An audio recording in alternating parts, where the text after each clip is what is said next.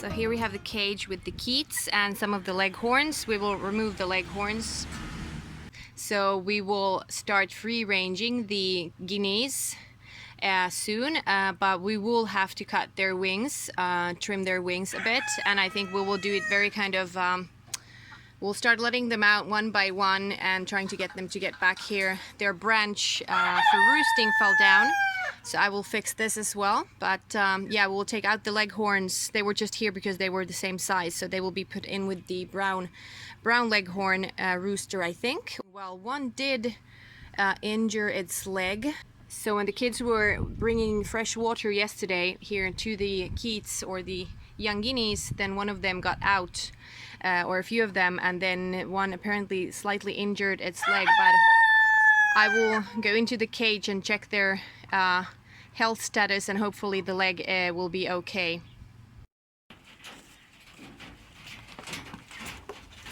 We are in their cage. They are absolutely hysterical, the young guineas.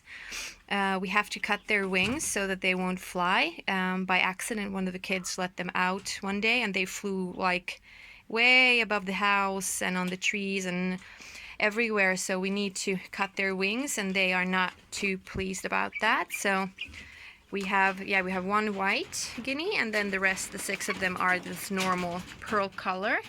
Now we have chosen the first victim, the first one we could actually catch, and I will now try to cut the wings like these, the outer kind of parts. I did look at some YouTube videos about how to do it, and I have some sharp scissors with me, so I will, but they fly pretty well, so I will try maybe first to cut only half of their, like only the other side of their wing.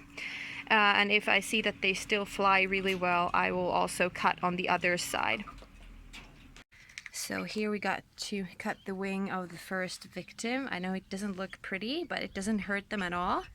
I tried to cut it like this so I wouldn't get these smaller feathers here on top, because it just looks prettier. But and you of course need to check that the feathers here underneath, that the stem is white so that there's no blood, so it doesn't hurt the guineas. It's just like cutting your fingernails or something, but I hope this will prevent them from flying so I can actually let them free range in the yard. But yeah, not that pretty, but at least hopefully it does the job.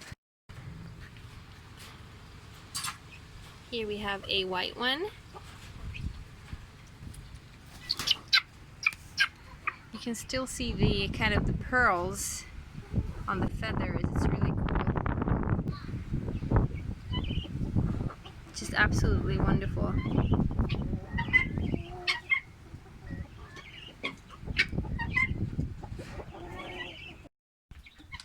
Good morning, guineas. I have to start to train the guineas to come out. The only issue is that they're always certain that I will pretty much kill them if I try to enter the coop or the cage area, so I will just start to let them out one by one. That's what I've read is the recommended solution.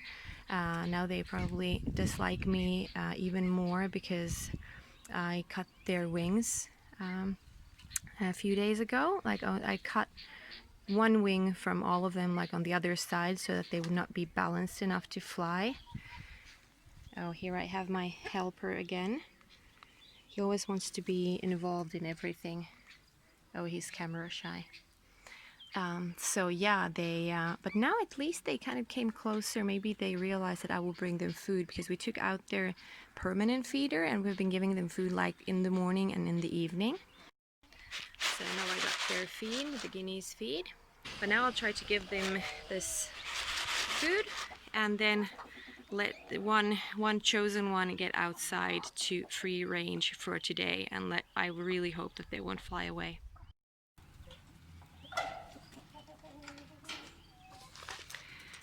I have to make sure that they don't fly out when they panic.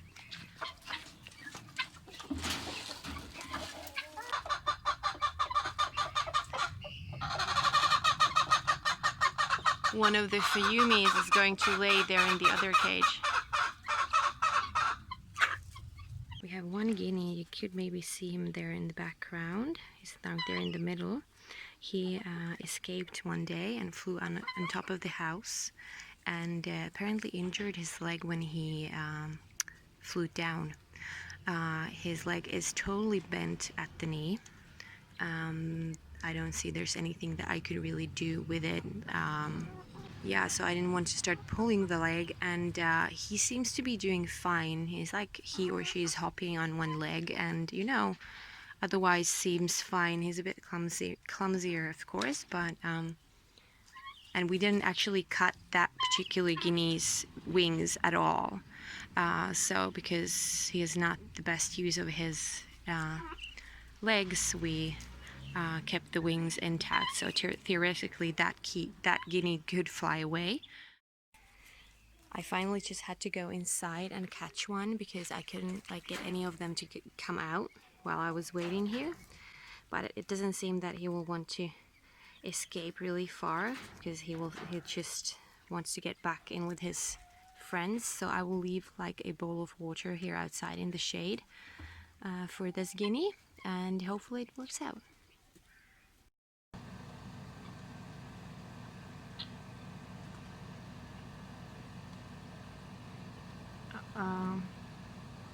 I hope they don't decide to fly up on that one as well.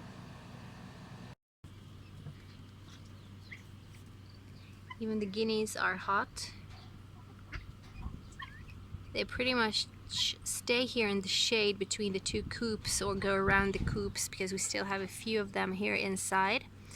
I don't trust them yet to let them all out at once. Here I'm hanging out with the guineas. The reason they're all locked up here in the coop now is that I do need to cut also the other side of their wings. One of the keats, or the guineas, flew out yesterday over the 2-meter high fence for no apparent reason. Luckily they're so used to me now already, so that I got the feed bucket and, you know, made this sound that I usually do with the feed bucket. So he did come back really quickly, but I really do not want them flying around here. So I think I will have to just cut also the other side of their wing feathers, and I hope that won't prevent them from flying. They fly surprisingly well, even with just the other side clipped of their wings.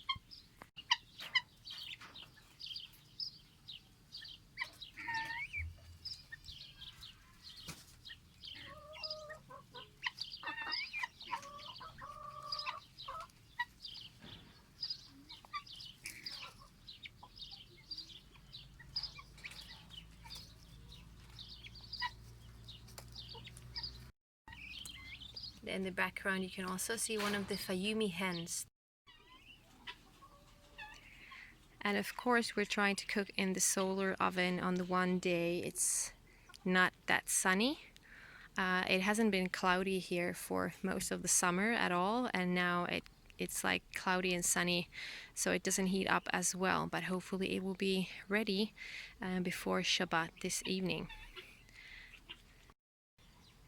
And if you're interested to know, no, that's not potato, that is pineapple that we have on top of the meat there. We actually are making some lamb for this evening's Shabbat and Sukkot meal. Sukkot is a Feast of Tabernacles. And we usually always put some pineapple with the lamb meat because it makes it so much softer. But then, speaking of Sukkot, here is one of the outer walls of our sukkah. So, according to the Bible, we are to build these sukkahs outside and to spend time in them for a week and to rejoice. So this is the last one of the fall feasts. We already had Yom Teruah, and we also had Yom Kippur. And then now we have Sukkot. It starts this evening. So we spent last night building the sukkah. We still have to decorate it, but the outer side of the sukkah is ready. I want to wish you all a Shabbat Shalom and a happy Feast of Tabernacles. Chag Sukkot Sameach.